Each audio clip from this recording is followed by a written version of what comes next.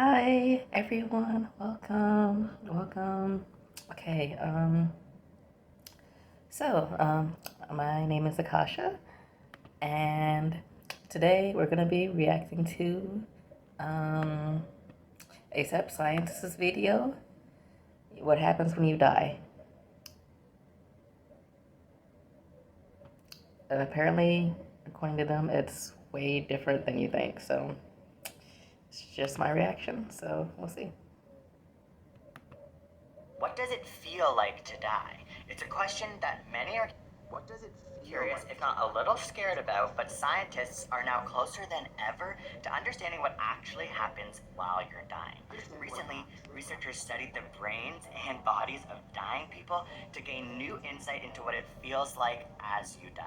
First up, relaxation. A recent meta-analysis found that most people in the Western world will die in medical institutions where the first sign of death is the loss of hunger and thirst. Physicians call this the beginning of active dying, and it is caused by an intense feeling of relaxation where you will likely only be capable of handling small spoonfuls of food and water. Step 2 of death, extreme fatigue.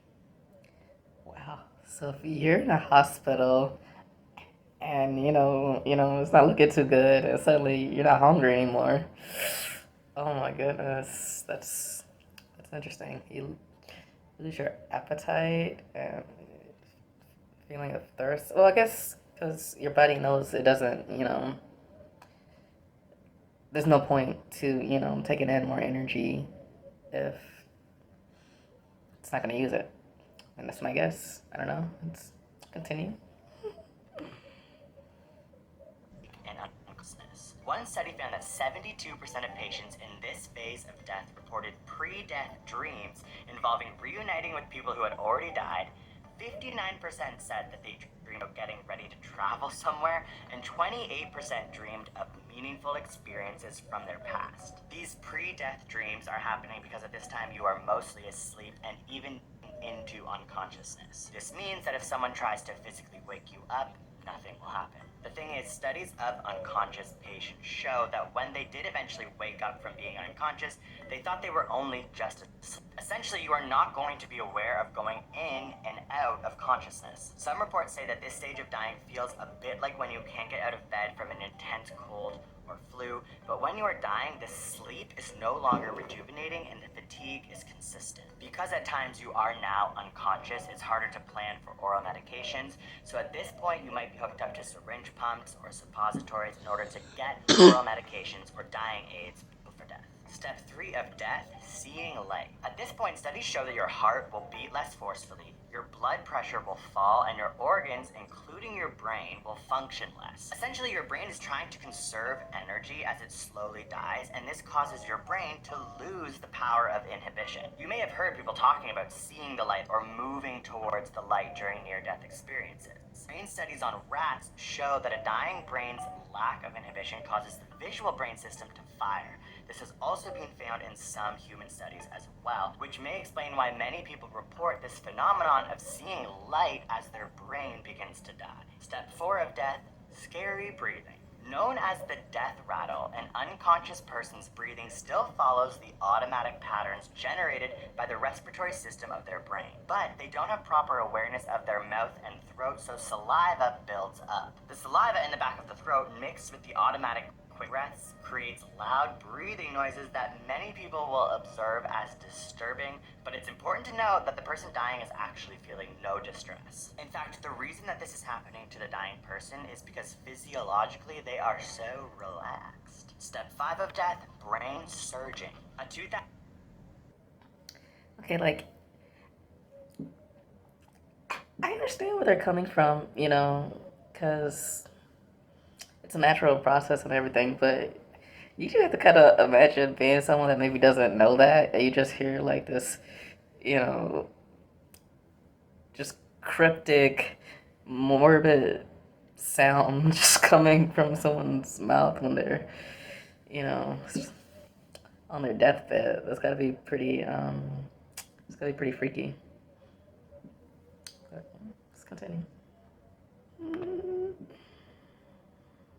2013 study on rat brains dying from cardiac arrest found that specific brain regions surged with synchronized low gamma waves more coherent than when the rats were alive and healthy. The brain waves were similar to when rats were engaged in high-level cognitive activity. This, of course, got researchers interested in what's happening to our brains as we die as well. In humans, a study on 567 dying men and women had their brains scanned as they were being resuscitated with CPR. It turns out that, like the rats, the brains fired in intense ways, and those who survived the CPR reported lucid experiences such as perception of separation from the body, observing events with no pain or distress, a meaningful evaluation of their life, and assessing their own actions towards others throughout their life. Again, all likely linked to the disinhibition of our brain as we die. It was also found that this disinhibition caused the part of the brain involved in memory to light up, allowing some people to access stored memories, while other patients, when resuscitated, couldn't remember anything that had just happened to them, even though brains showed that their brains were firing in uninhibited, active ways. Some of these I wonder if like, okay, those people that have like those memories being accessed, I wonder if those are like the dead relatives that people always say they see, like, when they have those near death experiences. Wouldn't that be crazy if it was just like, just your old memory just, being played back at you? That's interesting.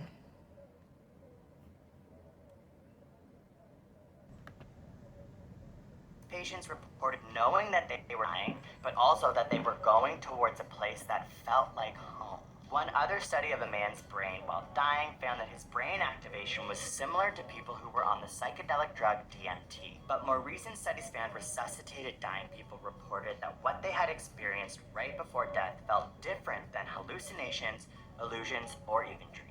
But what are people thinking about before they die? Are there common regrets or emotions? We actually did a whole podcast on the cognitive side of dying and people's experiences and advice for death. Link here on screen and in the description over on our podcast channel. Side note, I think about dying all the time. That's why I made this video. Thank you so much for watching, and awesome. Okay, yeah, so there you have it. That's what I guess I think happens when you die. Hopefully,